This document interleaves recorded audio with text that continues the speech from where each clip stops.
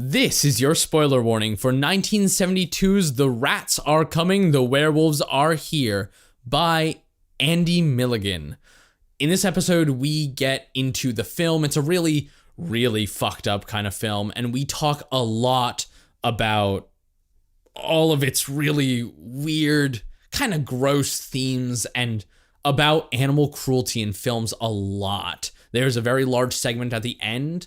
So if that's not something you want to listen to no matter what, that might be a good thing to skip over. Yeah, trigger warnings for animal abuse and incest. Talking about those.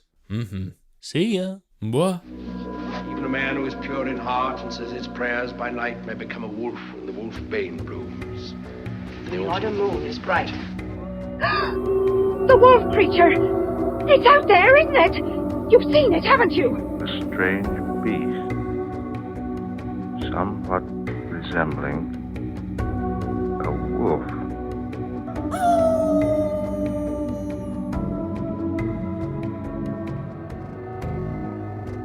Welcome to When the Wolf's Bane Blooms, your podcast all about werewolves and werewolf-adjacent media. I'm your host, Sweet Sybil, and I'm here with mangy, grangy, gooey Matt. Say hi, Matt. Hello. Oh no, I fell in the tar pits. The tar pits of Willard. This is how I'm going to speak the whole episode. Oh, sorry, let me clean you off. Oh, thank you. Wipe. I feel a lot better now. Thank you for that. Yeah, no problem. You're my buddy. Thanks. And when you're my buddy, I wipe you off. Yeah, I appreciate that because I didn't want to be talking like a tar creature this entire episode. You know, sometimes I feel like you cover yourself with goo just so I'll wipe you down. And what if I do? Well, it just reminds me of that time you covered yourself in Vaseline and then you handed me, you were like, oh no, how will I get this off? And you were like, rub me down. Well, see, I was very concerned because I had already finished sliding up Yeah, and you down had the already hallway. finished. No, God damn it. It was unsettling. What's wrong with a little bit of Vaseline? Nothing. Yeah. But it was just scary because It can you were all slippery on my living room floor, and I was like, no, Matt, don't slip into the fireplace. And you were like, And then I exploded. why? Because I was covered in Vaseline and in the fireplace. Do you not remember that? Oh, okay, good one. Today we're talking about the brilliant movie, The Rats Are Coming, The Werewolves Are Here. We just sat down and watched it together. We are in quite a state after watching this movie. I've been waiting to watch it for quite a long time because the title is fucking wild. Who names a movie, The Rats Are Coming, The Werewolves Are Here? Like, that is just phenomenal. Like, I want to know what happens. I want to watch it. Like, it puts into my mind the just silliest plot known to man, and I'm immediately greeted with something entirely different. Well, you know who gives a movie that title? Andy fucking Milligan. Matt knows this name because he is a big fan of this director. So, Matt, why don't you tell me all the knowledge you know? Of course, I need to make a little asterisk. I am not a fan of this director. What are you talking about? Yes, you are. Oh, right, of course. I've forgotten that I'm a fan of this director. Yes. That I'm about to talk about right now. This insane rap sheet of little fun facts that I was able to procure about him. Born in the late 1920s and did a lot of his filmmaking at the end of his life towards the 60s, 70s, 80s, and 90s up until his death in the early 90s. Andy was openly gay and very openly into sadomasochism. Which is wild. And what period was he openly gay for? Because if he's openly gay during this movie, this is a 70s movie. Oh, yeah. He was openly gay starting in the 50s. It's fucking wild. Oh, yeah. More power to him. Despite that, he did take a wife for a couple years, a Candy Hammond, Candy Hammond. Candy Hammond. He got himself a candied ham. Oh, yeah. Oh, man, I want a candied ham. She was an exotic dancer and acted in a handful of his films before they got divorced later. I want to say in the 1980s. But just some important, I just want to list off some of these fun little facts before we get into this movie, just to like set a tone. So a lot of his movies were sexploitation films or really low budget horror films. He made 29 movies in the span of 20 years. He was the writer, director, cinematographer, editor, set designer, and costume designer for every single one of his films. Rarely did he spend over $1,000 per film, despite the fact that he would go to producers and aim a budget upwards of like $20,000 to pull in interest before doing absolutely nothing with the budget. That's absolutely insane. The film that we're looking at, The Rats Are Coming, The Werewolves Are Here, is like a lower budget film in a lot of ways, but not in terms of like scenery or costume design for a lot of it. It looks quite nice. The camera, not so much. No. This is also, I should say, his only PG rated film. That's wild. This was PG rated. The only sexploitation type thing? The only one that could get a PG rating. You a big fan of sexploitation, Matthew? No. No? No. You don't like any sexploitation movies? No, not really. No. Why are you saying it like that? Why are you putting a stink on it? Because You there's got something against sexploitation? No, it's not my type of movie. Okay, what kind of sexploitation film do you enjoy? I enjoy a lot of them. Most of the time, if you put a sexploitation movie in front of me, I'm having a good time. Just because it's just very silly a lot of the times in the plot. There were a couple recently. It's often like they get mixed in because the actual line between a lot of the horror that I'm watching and sexploitation is very loose. So I think... Yes, Matthew? Would you consider Queer Wolf sexploitation? Yeah, 100%. Okay, cool. Then, in the vein of like campy sexploitation, sure. But when it comes to like sexploitation, like Mr. Milligan here was making, a lot of his movies focused on misogyny, incest, misandry, actual physical harm to actors. I don't think I really want to participate in any of those films. I'm going to be so honest and real. Just, What I will say about sexploitation films is that a lot of them are grubby. Yeah. There's some that are really funny. You ever seen Frankenhooker? No. We very well should watch that. Okay, yeah. Just because it's just an amazing camp. Like, just fun to film in general. Yeah. And there's a lot of films where... I guess they probably don't go so far that they would be thrown into sexploitation. I probably actually haven't seen all that many that would be labeled as sexploitation. But, if you had sex in a movie, it's not that bad. It's fun. Yeah, sex in movies, not bad at all. Having sex sell, that's cool. I guess so. I just don't like it when it's overly, when that's the only point of the film. At that point, it's just it's boring. Yeah, you gotta get me with something weird too. Yeah, I want to watch a story. I want to watch something fun. If it's a campy movie, do something weird and campy with it. Don't just have sex. Like Zombievers is probably counts as exploitation. That movie. Zombievers? Zombievers. That's pretty fun. What the fuck is Zombievers? Zombievers is about zombie beavers. I don't know what the fuck you want. No shit. How is that sexploitation? It's just there's so many tits and boobies in that movie. That's incredible. I don't know how much it really counts, but in a lot of ways I don't know how sort of those older Friday the 13th sort of align with that, where those boobies in there and those sex scenes are a major selling point. It's you want to go to the movies, you want to have both the horror and you also want to see some boobies in there. Okay, I suppose okay, that makes a lot more sense. Yeah. And I remember being as a kid, waiting to see a lot of these movies, being oh, why do they always put them in there because then my parents won't let me see them. They'll let me see all these people getting fucking murdered, but they won't let me see people's bodies. Like, this is so unfair. Like, it's just ruining a movie with that. But now, a lot of times I'm like, I mean, yeah, why not? That's fair. It's fun. Sexiness is a part of life. Sex is a part of life, and it's a good part of life. Yeah, when it's like fun and campy and just like for the sake of it, it's like hell yeah. That's just like, I feel like the sexploitation, if we want to count this movie as having sexploitation, I don't really think there was a lot of it. No, there was none. But movies like this where it's just like gross and uncomfortable. If you have sexploitation in a movie like this, it's like, I don't want to look at that. In a movie like this one?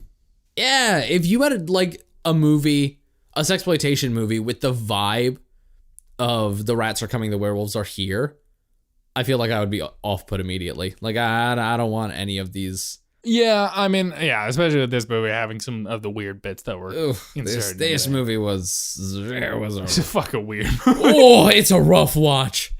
Oh, there's so much just gross in it. Not that much. Yes.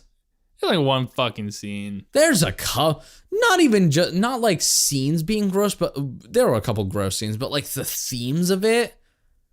Oh, you go ahead. Go talk about what are these themes? All right, we'll talk about these themes.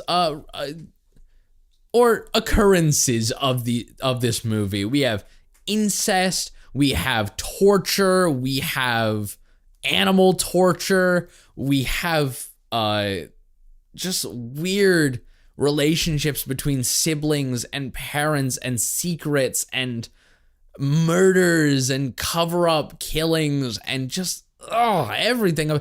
I feel like I need to wash my body with soap after watching this movie. Can I say, if this movie came out today, same script, nearly same performance of actors, just different camera styling with like a modern camera work, be the same as most A24 films.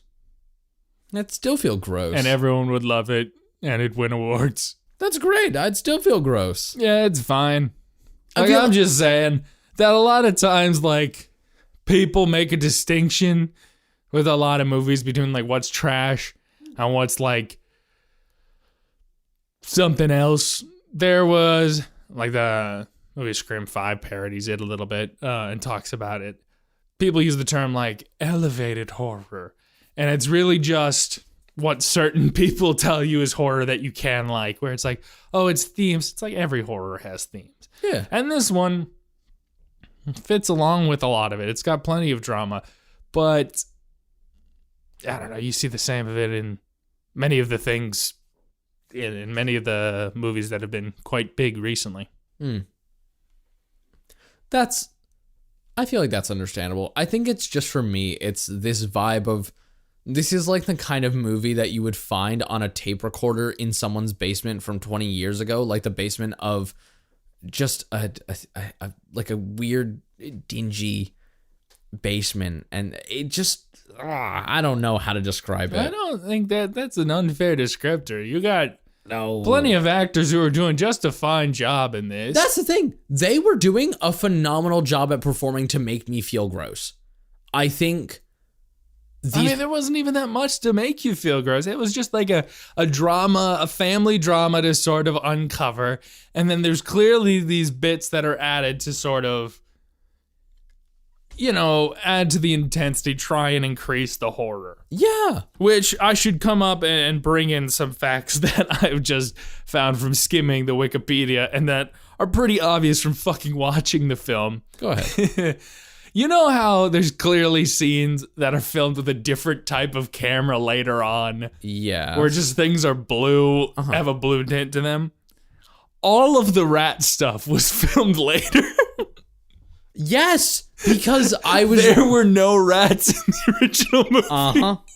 I was reading that, especially that, like, the mouse torture scene was something that... So talk about what is the mouse torture scene? Oh, God. The mouse torture scene was something that I had to look away for. It is one of Not only look away, you went, I'm going to stop, like, paying attention to this movie for about 10 minutes and look up whether this was real. I did, and it was. Yeah. And it is a scene where one of the characters tortures and kills a real mouse with a kitchen knife and then a hammer and nail. All right. And what I will say about that is there was something weird about that footage. Right? Something weird about just how the things were moving. I also don't know what source that's from. So I worry just about being very definitive about saying, like, absolutely that was real. Because, right, saying that mouse was killed, it might have been killed. It doesn't show the mouse getting killed. So it feels very weird to me to go, we killed a real mouse, and then to not show it in your film. Like, why did you do that then? I don't know. But even having a scene like that rubs me the wrong way. Like, even if there's plenty of movies with animal torture, and that's fine. Like, that's one of the ways that you gross people out. It's the same as having torture of any other thing. No, grosses me out so bad. Should not be. I know it grosses you out. You couldn't handle Saw X. We talked about this last time. But at least I know that is absolutely fake. They did not actually behead a woman. That's great, but they could have. They could not have. They could have. If they did, they would all go to jail. Yeah. That's horrifying. Usually you would for animal cruelty as well. Correct. Right? You should. In this film, and in a lot of films with like animal cruelty and that sort of thing, I could usually trust that they haven't killed the animal. Correct. Usually, like, most of the, even with, actually, speaking of Werewolf with the billions of dog murder jokes, I know for a fact that none of those dogs died. No, it says in the credits, no dogs were harmed in the making of this film. They were all shot at the after party. Exactly, which as much as I don't like that flavor of joke, because I don't like seeing animals get hurt, that's fine. Because it happens off screen, it is for the little comedic bit, whatever. This was a real action. This felt like something you would see on Live Leak. I don't know what that is. Good. Are you hinting for an explanation? Yeah, give me one. Live Leak is a website where basically anyone can post anything, and it's got a lot of like real life gore videos of just anything. And it's real bad, and you can just have like unlimited access to horrific things. And that whole scene feels like something directly off of Live Leak. Yeah, it's very twisted. And It's so sickening. What's interesting about that scene is a lot of times she's like prodding this mouse around. It is tied by a string to its tail, to the table. And then she's like prodding it with a knife, stabbing very close to it. And then in the end, like she brings a nail very close over top, and then Ray goes to like hit it over top. But she does not kill this mouse on the screen, and she does not, like, it's hard to see. Like, she might have brought a tiny bit of harm to it, but it's really hard to tell. And so it really makes me question the source, but it really makes me question, like, why the fuck would you hurt a mouse I could totally imagine having that scene and just like not actually hurting a mouse. Like, I think that scene's fine to really creep you out. Like, what the fuck is wrong with this Monica girl? I guess so. It's also so odd because it's because all this rat stuff is put in post, none of the rat it's not related to the werewolf stuff at all. It's just like, oh yeah, Monica's fucked up too. She has this friend that she kills. Yeah, she buys some flesh-eating rats from this pawn shop dealer, which, did you read the fact about the pawn shop dealer? I did not. It's the director. Oh, is it really? Yeah. Oh my God, of course it is. Two of the characters who appear in the movie, I believe it's like the pawn shop owner who, when Matt saw him, went, rat man, werewolf rat. He looks like a rat man. He's not a werewolf rat. He's gray and furry. He's just a disfigured man. He looks like a rat man. And then there's another old man at another part. Both of them are this guy. What's his name? Andy Milligan.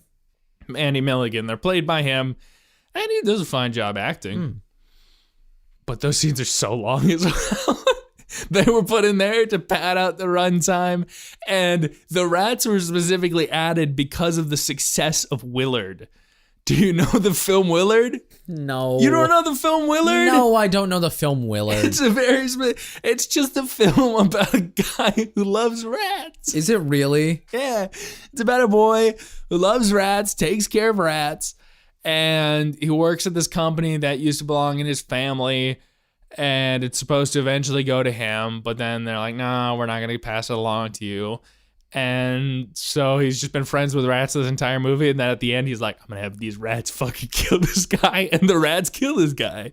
Are you serious? Yeah. Jesus. It's awesome. Well, the rats end up not doing anything. In ever. what? In this movie. No, they eat the pawn shop dealer. Well, yeah, but that's it. That's an enclosed story that goes nowhere. Exactly, because they're not attached to anything. It says the rats are coming, and they come and they go. The werewolves are there, but they don't transform until the very end of the movie. And then they all kill each other. They all kill each other because for some reason they didn't lock each other up. The story is very loose on that. And it was so interesting watching the start of this movie because we were both just so confused. There were so many names to keep track of. So let's go through the family right now. Yes. We meet Phoebe. She's the oldest sister. She looks like a mother. She is like 49. She's 39. 39. Yeah, she looks so much older than that. She looks ancient. That's mean, Matt. Women are people. That is, quote, exactly what you said while we were watching. Yes, you did. Then the second oldest is, what's his name? Mortimer. Then it is Monica, who is the crazy woman who gets the rat ladies. So Mortimer, they're all brothers and sisters, except for Papa, who is this 180-year-old man, but still looks young. Then comes Malcolm, who is the incest baby we find out at the end, which is why he's all fucked up. And he comes from Phoebe fucking Papa, which is just a twist at the end. And then we have the final one, who is Diane, who marries, what's the boy's name? Grace, Goobagoo. Oh, that's the only name that I wasn't. Gorbo. Was it Gorbo? Sure, it can be Gorbo. Right. This movie's in the public domain. Had it all written down. It can be Gorbo. I think it was Gorbo. Yeah, surely it's Gorbo. No shit, it was Gorbo. Oh my god, it was Gorbo? It awesome. was Gerald. Okay, that makes more sense. So there were so many things, and it doesn't really talk about what the dynamic is between them. Then there's like long explanations by Diane to her new fiance Gerald about what the situation was going on. Diane has a different mother from the rest of them, and Diane says that Monica's mother was poisoned, but that is actually wrong, we find out. I think the actress, or just like the line was messed up because it was Diane's mother that was poisoned. Mm-hmm. Diane's mother, they could have both been poisoned, but they both die. So the mother of Phoebe, Mortimer, and Monica dies after Monica is born. Yes. And then Malcolm comes along, and we don't really know. And I remember Sybil and I trying to piece this together at the beginning of the movie before anything was revealed about where in the hell Malcolm came from if their mother died after Monica, who is older. And then Diana comes from a second marriage, and Diana's mother dies immediately after. Yes. It's a very confusing little bit of plot line and who kills who and who dies and that's kind of revealed throughout the movie with a lot of intermixing lore because it's who's poisoned and who dies in childbirth, and then 10 minutes later it's, oh, they actually died in childbirth and they actually got poisoned and whatever. People died. Yes. And then Malcolm, who is like behaves like an animal. Yeah, they start off the movie by random people on the street lighting him on fire, and then they come out and save him and bring him back and put him in his cage where he's kept all the time.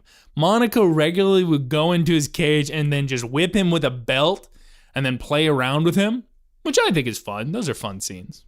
So then it's a question of who let him out, and it was Monica, because she's insane and loves whipping people and so on, so on, so forth. But they put him back into this room filled with rabbits and chickens, which we later figure out is like, oh, they're in case he gets hungry so he can like eat them because he is a monster. He only eats raw meat. They have to feed him every single day. They literally call it his feeding time. It's horrifying. He's the monster of the family. He howls at night. And that's kind of our first clue that this family is really fucked.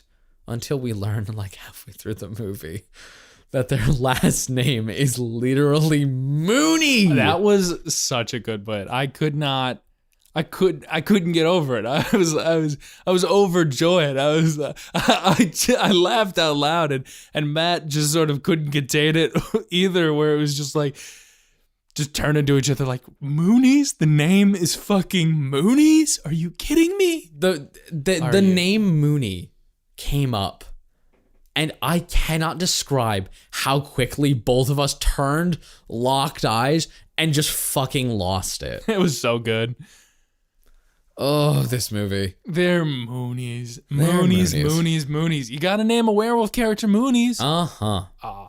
And then, so there's so much time before they transform. Mm-hmm. It's all just really a family drama. It seems like a stage play for most of the film. It's like, oh, what is she going to do? Is she going to go back to, is Diane going to go back to Scotland with her husband?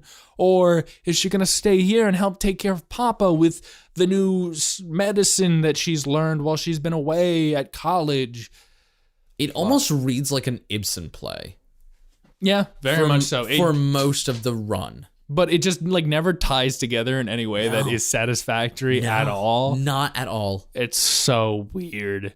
It's so interesting. It was very entertaining to watch for so much of it because of that. Because it was just like, what are they doing? What choices are they making? Why is there like a 10-minute scene with the shopkeeper where Diane is buying silver bullets and going, I need to buy silver bullets. Oh, you need to buy silver bullets? Do you know what's crazy? I'm a bit lonely.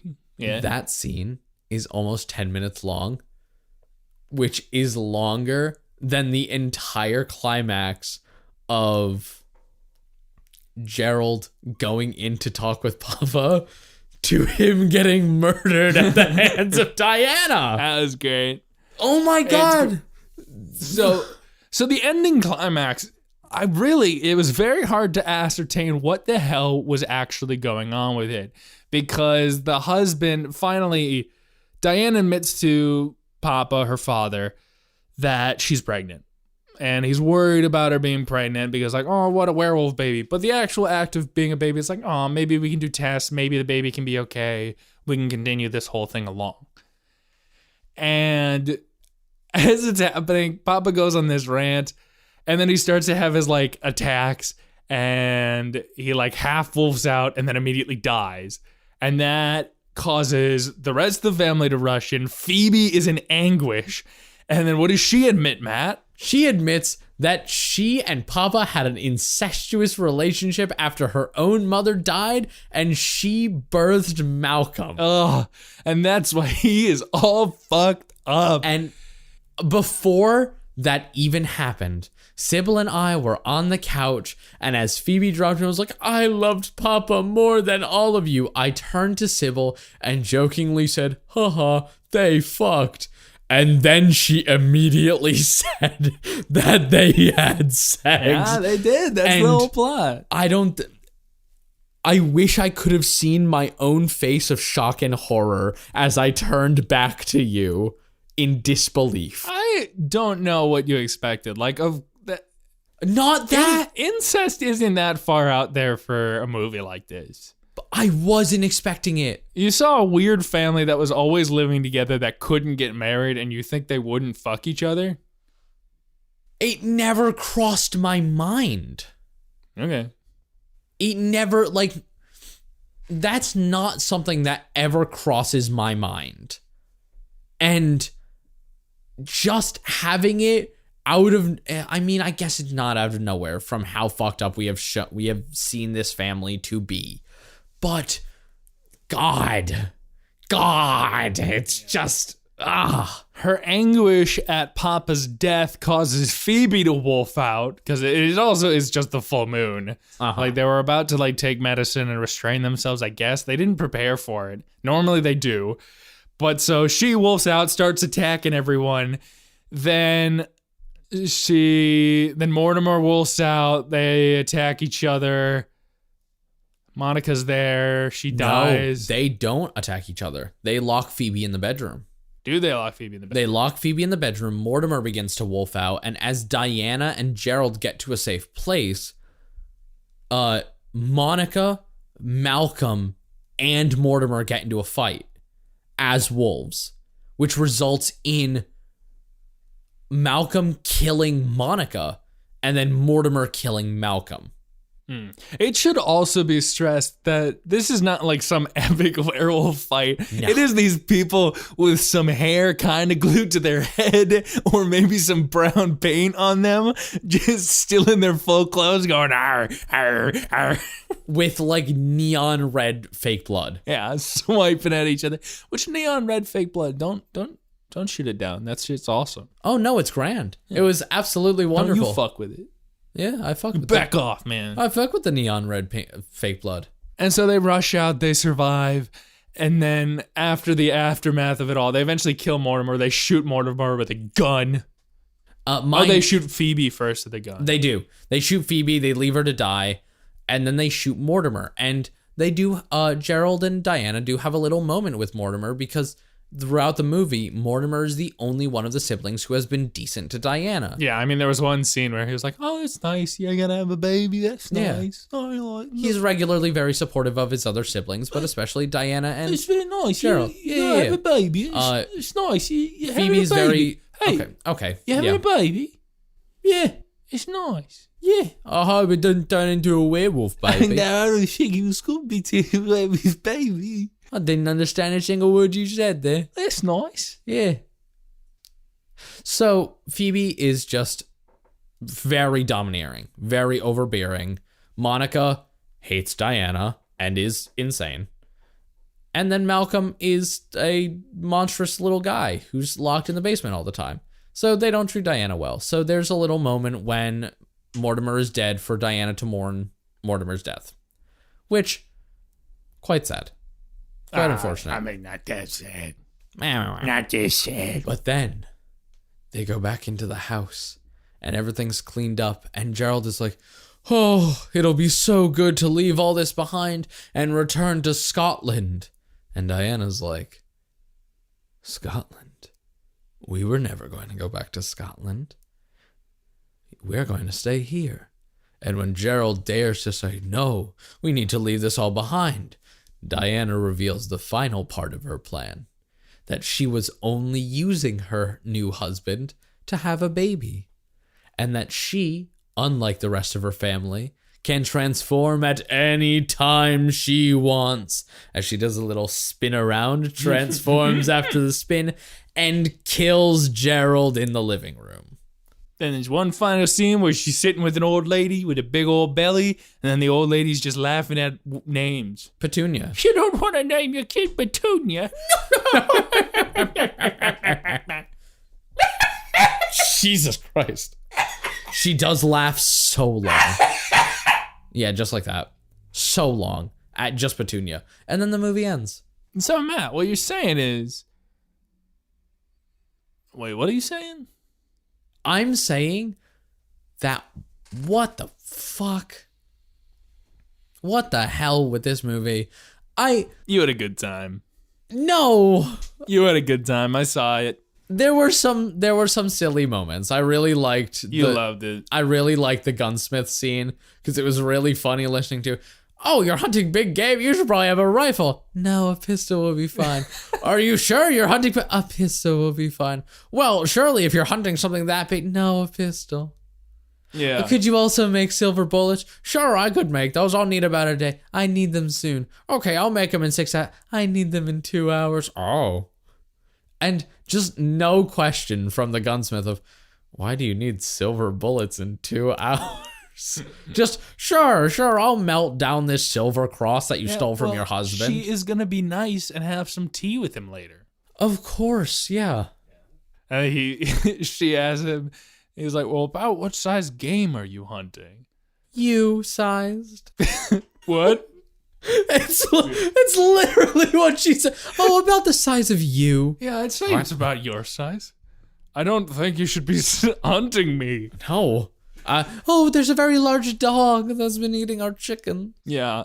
Gets very like quaint with it. Like, oh yes. Yeah. Everyone knows a large dog is the size of an old shopkeeper. An old gun shopkeeper. Of like a regular sized man. Giving her a tiny little mini pistol to hunt large game. Oh yeah. A tiny little pocket pistol to hunt large game. Oh, it was... Okay, but that's the thing. If she was going to kill her husband anyway... Yes. Why go through all of this trouble with the family of putting everyone at odds because I want to love and marry my husband and live with him?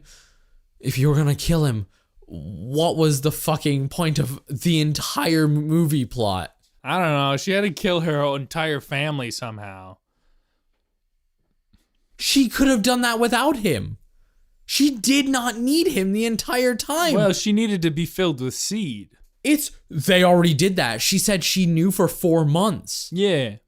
This entire movie takes place over the span of 2 days.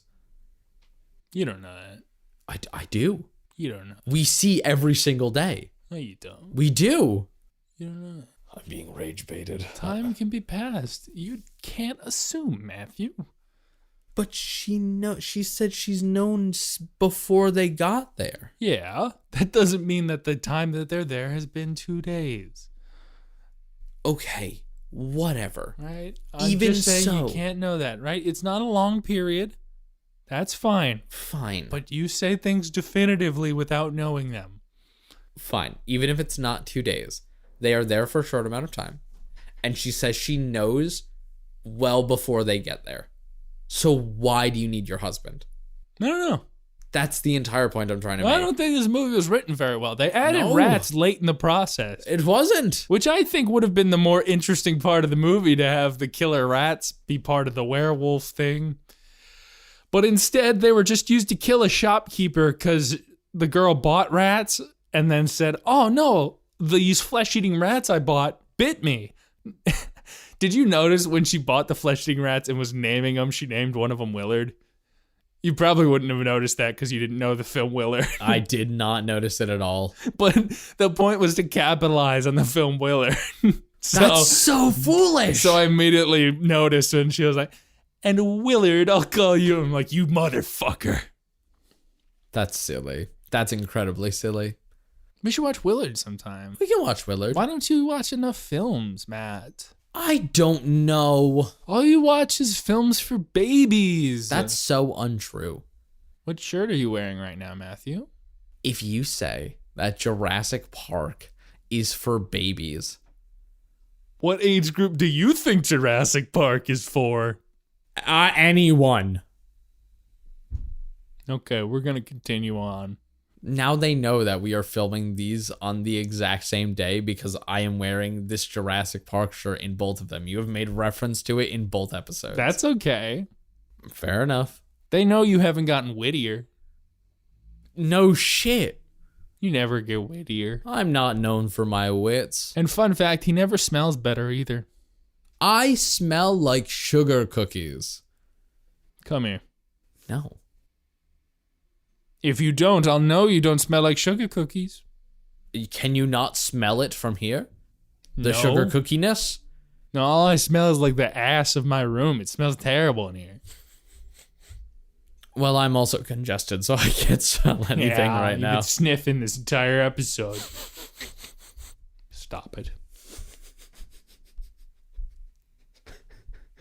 Who's your favorite character? Mortimer. Why? You're just a dude. I liked Monica. I didn't like Monica. I liked her. I hated Monica. She's a little fucked up freak. She was terrifying. She hurt her mouse. That was kind of the point, I think. Yeah, that was scary. I did like Diana. I think Diana was really fun. Yeah, Diana was nice. Diana was... Her plot twist didn't make any fucking sense at all. No, not at all. None of this movie made sense. I wish it did. I really would have loved to have found a hidden gem, especially with the title like The Rats Are Coming, The Werewolves Are Here. I really wish that this was just a golden Easter egg of cinema. I would love it if it was. At first, I really thought it was going to be because it has such an interesting opening of like... We hopped in. We were so captivated. Yes! Like the cold open of Malcolm being attacked outside and then bringing him in and having to fight off Monica from like attacking them from bringing him in was like, whoa, what's going on? And then going to go see Papa in his chair as he sits in the dark like, come here, Phoebe. We need to have a talk. Yeah, and just like wondering, like figuring out the actual dynamics of this family. It was a wonderful pacing at the start. And then it just really fell apart. And clearly there were bits spliced in, including one bit of a rat being tortured with a blue lens on the camera. Oh, I hated that. I hated it so much. I closed my eyes. I turned away. I walked away. It was so blue. Oh, God. Both of the like Monica torture scenes were blue. It was that. And then when she tortures her friend, Rebecca. Yeah. Oh, Of course, they were shot later. Wow. It was so creepy. I have nothing else to say about this movie. It just made me sick and ill. Well, I'm glad you had fun then. Thanks. Yeah, I had a ton of fun being sick and ill this entire movie and having like this gnawing pit in my stomach. Like, am I going to see another animal get fucking killed on screen? Which I feel like you should have just not stressed yourself out about that, man. I think that was on you. It was on me, but okay, in the last episode on this podcast, we literally talked about my adverse reaction to Queasiness? Saw. Yes, my queasiness. And that's queasiness to something that I know for a fact is not real. Mm-hmm. This was something that I was unsure if it was real or not, and this is an animal, which in movies I tend to care a lot more about than the people. I do think that's pretty fucked. Just talking on that, I feel like a lot of people have that where they care about the animals more than humans just because they're like sort of desensitized to humans being killed. Because it's like the animal... It's like, No, that's not a reason. Please use big boy words. Okay. Why I feel bad when an animal gets killed, even if I know it's like a super totally fakey fake death. Like, no animals were killed. No animals were even harmed. They probably gave the dog a treat afterward and were like, good boy, you did that scene so well. Good job. I still feel bad because I don't like seeing animals get hurt. That is how I am. I have more empathy. That's fine. I don't like seeing humans get hurt. I don't like seeing humans get hurt either. It bothers me when someone dies in a movie. My favorite movies are ones where no one dies or like the evil asshole person dies. You're telling me only assholes die in Jurassic Park? No. And I'm bothered when the assholes die, when the non-assholes die in Jurassic Park. Like in Jurassic Park, Ray Arnold, the park technician, he dies. And I feel really bad about that. I still feel bad about that death because it's like, man, that is such an undeserved death for a really likable character. Yeah. That shit sucked. But then, like, Nedry dies. And Nedry is the one that steals the DNA, is being a dick. Yeah, that doesn't mean he should die. I don't think he should die. I never said he should die. No, but you said you don't feel bad for his death? I mean, thematically in the movie, it's like, well, I don't feel bad for anyone's death in a movie because of thematically. You know, it's like it's a piece of art. I don't feel bad for animals' death most of the time. No matter who dies, I'm always going to feel bad. I always feel bad unless it's like a truly evil person. Unless I see that an animal clearly has like not had a good time, or like clearly a child has not had a good time on screen. Yes. That's one of the things where it can get tricky because it's like, I know the actual act of filming that or shooting that was unpleasant and I feel bad for that actor and I can't suspend my disbelief enough to enjoy that. Here, when it was the mouse, if you hadn't told me that mouse had died, which I still can't find it so hard to believe because it doesn't fucking die in the movie. But that's still stressful for that animal. Yeah, but that's the thing is like, it's a mouse and all it is it's like prodded left and right with a thing. What do you mean it's a mouse as if it's not an animal? That's a living being. It's a living being, not with a huge brain, not doesn't capable matter. of a lot of things. It can still think and feel things. Not Yeah, that it can. much. Yes, it can. What are you talking about? Okay. If insects have the concept of pain, obviously a mouse does. I know it has the concept of pain. That's I'm not scary. saying it doesn't have the concept of pain, but like being prodded to the left and right, not It's exactly the same. Stressful as hell. That is an animal with prey instincts. That if something is doing that, then it's probably trying to kill or eat me. That's stressful. I can imagine it being a little bit stressful, but I also think it's a little bit stressful when anyone picks it up as a pet, keeps it in a cage as a pet.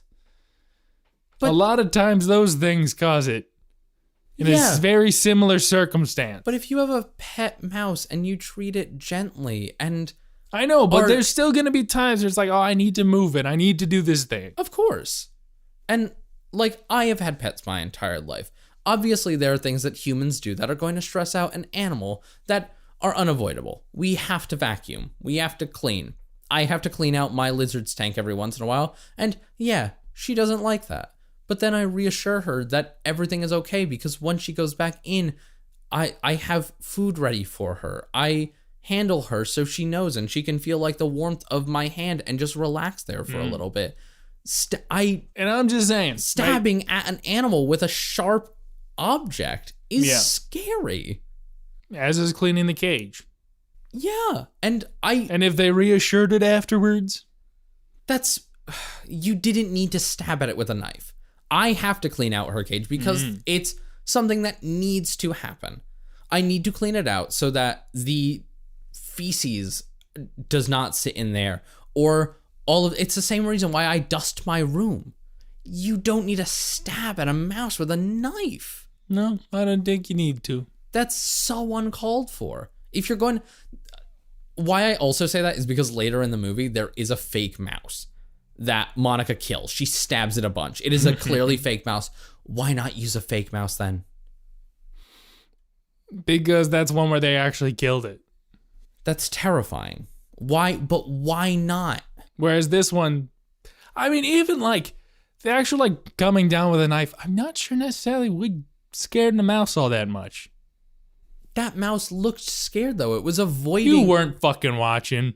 I watched it the first time because I didn't know what was happening. That's not true. It was because then you rewound it and that's when I covered my eyes. Because you were like, I need to see this again. You're rewriting history again. I am not rewriting history. I watched that first thing the full thing the first time because neither of us knew what was going to happen, and then I was like, "Oh shit, that's a real mouse with a real knife, and she's actually stabbing at it." And that's when I went into my little panic of like, I need to go see if this was fine. And you were like, I don't think she actually stabbed at it, and then you went back and rewound it. Yeah. So It's also like, it really looked weird. It looked like it would maybe be like reversed footage. I don't But know. it couldn't have been reversed footage. But something was odd about it. Even then, like, she stabbed so close to it. Just stab a little bit away from it. Yeah. There's so many And she things you did that could- for most of it. There's and so it's many like, things no, you it could've doesn't seem like it was clear treatment of it. But the actual existence of a scene similar to that in a movie, don't have many qualms with. No, a scene like that in a movie that nothing bad actually happened to that animal. Like, it's not ambiguous at all. There's no references online to it. There's no question about whether or not it's a real animal. No qualms with that, especially if it I mean, supports even like the if plot. it was a real animal and you just were clearly not causing harm to it. Yeah. Which it came very close to clearly not causing harm, except for like one moment towards the end. I guess so. And it's like, it's always a thing, is a lot of times directors very easily go too far. And a lot of people, when making, especially lower budget movies, tend to abuse things. Yeah. I was just listening to a podcast recently that was talking about a lower budget film where the director didn't get the proper sign off for a nudity scene for one of the actresses and had her literally like hanging upside down naked in the scene. Oh my God. For like hours. Just an absolute sort of abusing of certain talent. And it's those sort of things where what I see on screen doesn't at all tell me my feelings. Like, I can see you pretty much killing anything, and I need you to tell me that you've actually killed it before I'll believe that you actually killed it because of certain special effects or certain things. Now, in this movie where it's low budget, and you can kind of tell that rat or mouse was, very close to it, it wasn't the same. But yeah, shouldn't have been done. Yeah. Odd movie. Such an odd movie. Weird that it's your favorite one of all time. It is so far from my favorite. I'll speak so candidly and say this is possibly my least favorite thing we've watched so far. Worse than Night of the Were-Rooster? Oh, yeah. At least Were-Rooster made me laugh. You didn't have any enjoyment from this film? I did. Like I said, at the beginning of the film, I think I was so invested in it.